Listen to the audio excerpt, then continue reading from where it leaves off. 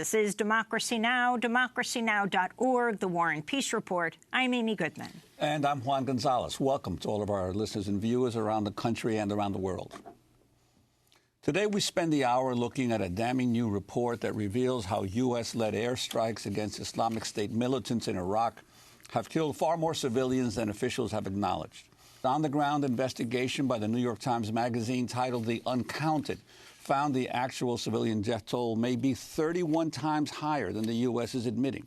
In fact, the report reveals that as many as 1 in 5 coalition airstrikes on ISIS targets in Iraq resulted in civilian deaths.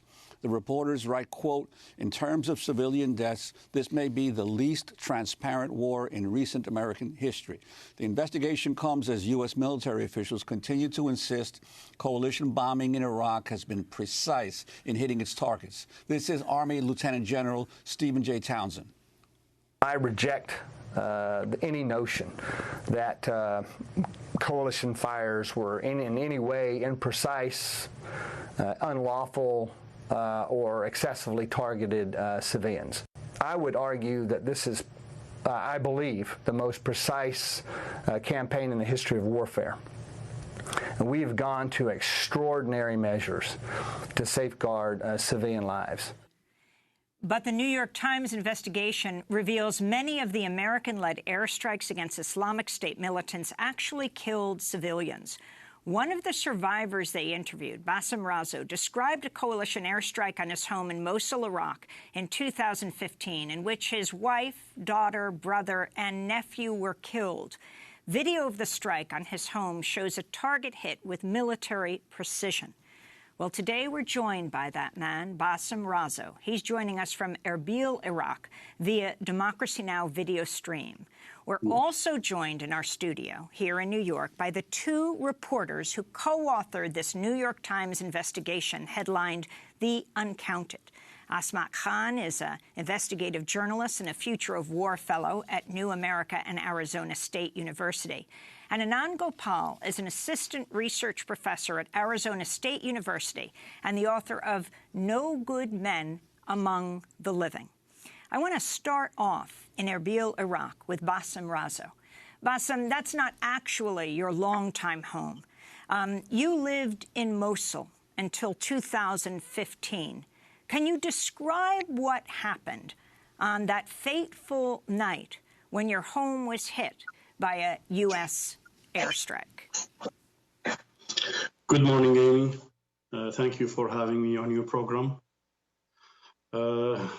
That night, as I said in my story, I went to bed around 1 o'clock. I had just checked my daughter to see if she has asleep, and I lied down. And then I woke up to a devastating explosion. Did not realize what had happened. I felt that I was in a nightmare. But then I felt that something had happened because I looked up to the skies and I could see the stars. There was a terrible smell in the air. And then I started feeling my legs, pinching myself. I thought I was in a dream or in a nightmare, but no, it was reality. I looked to the left at my wife, and all I could see was debris. And I started shouting her name, Mayada, Mayada. She did not answer me. I started shouting at my daughter, Tuqa, no answer. And then I started shouting at my brother's house, but I could not hear a sound. Minutes later, I could hear a sound from far away. And it seems that it was the groundkeeper that we have. His house was about 500 meters from my house. Minutes later, he started shouting at me.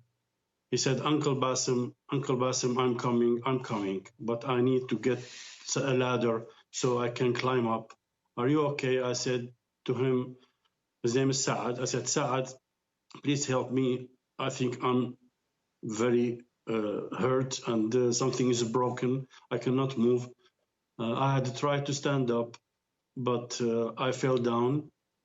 I reached to my back because I felt my back was warm and I touched my back, and then I felt something in my left arm.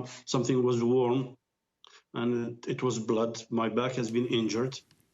My left foot had broken. My bed was in a V shape, which resulted in a break to my hip. I tried to just move a little bit, but I could not move at all. So minutes later, I could hear our groundkeeper climbing up to me. And then he came to me. He said, are you okay? Are you okay? I said, I'm badly hurt. What's happened to the other house? That was my brother's house. He said, I don't know. But I could hear a female sound. And then when I started shouting at her, it was my sister-in-law, Azza. And she said, Bassem, everybody's gone. But I could not see anything. It was very dark. The bombing has damaged the electricity. The street was dark. Everything was dark. And then about half an hour later, I could see somebody was walking, entering the farm with a torchlight. And they climbed up the ladder, and 3 members of ISIS were looking down at me. So the first thing I said to them, I said, are you happy? They looked at me in disgust, and they left me. They climbed down the ladder, and they left. But they had called an ambulance, but they did not let the ambulance come right away, because usually when there's a bombing, most of the time it's followed by a second bombing. So they wanted to stay out, so they left me for another like 15 minutes.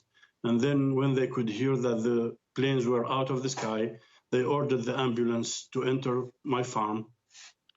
And they took me down, put me on the ambulance, and they rushed me to the hospital. When I reached the hospital, it was chaos.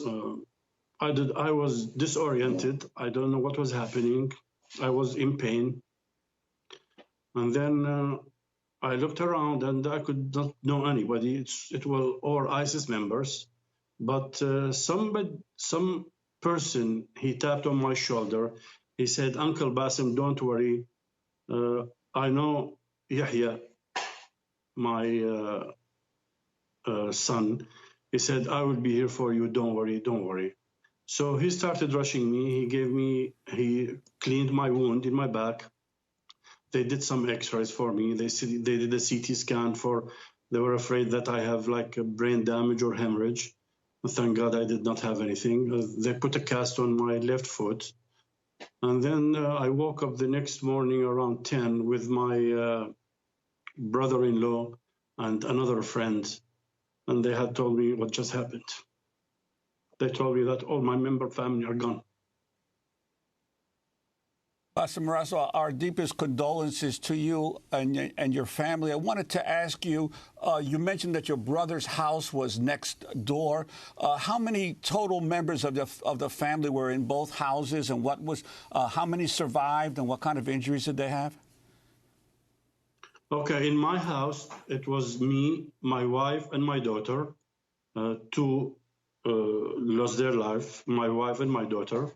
In my brother's house, which was about like 20 feet away from my house, it was my brother, his wife, and his son. Only his wife survived. So total 4 deaths, 2 survivals. And can you describe the last day with your wife and your daughter? Well, usually before ISIS, I could come home late, like 10, 11 o'clock. But since ISIS entered Mosul, it's better for me and more comfortable for me to be home early. I will sit with my family, with my brother's family after sundown. We'll go out to the farm. So it was just a regular every day. I'll come home from work around 5 or 6. You had a party the night before at your brother's house? Yeah, we had a party like a party for women, and my daughter and my wife attended that party. And then we'll just have tea And then when it's sundown, when the temperature cools down a little bit, because, you know, it was September, hot. It was very hot in September in Iraq. So about 8 or 9, we will just go out to the front yard. We'll have tea, maybe some cold drinks, maybe we'll have some fruits. And then we would stay late until like 10, 11. And that was my hours before my accident. And your mention of the strike, how often were these airstrikes visited on Mosul or on your neighborhood in particular? Were these regular occurrences, or this was an unusual occurrence in your neighborhood? Well, at that time, there was not that much bombing before the liberation of Mosul. You will hear some bombing every now and then, but it was not that often. But you could hear drones in the sky, but for bombing, it was not that often. There's a picture in the New York Times investigation of your daughter, Tuka, on the night before the airstrike. She's got that sparkler you describe. Yes, she had found it somewhere. I think it was, I don't know, we had bought it earlier for her birthday, but it was left somewhere, and she had found it. And she lit it, and I was shouting at her because it was dangerous to light it inside. I told her, Tuka, honey, why don't you go outside? She said, no, it's not working. I think it's damaged because of the humidity, so it's not sparkling that much. So I'll be safe, I'll be safe. So thank God she was safe. But she lost her life later. We're going to break and then come back and hear what happened next. Has the U.S. claimed responsibility for what it did to your family? And we'll be joined by the 2 reporters who've investigated the attack on not only your home and your brother's, but so many others in Mosul, Iraq. This is Democracy Now!, democracynow.org, the War and Peace Report, and investigated airstrikes throughout Iraq. Please stay with us.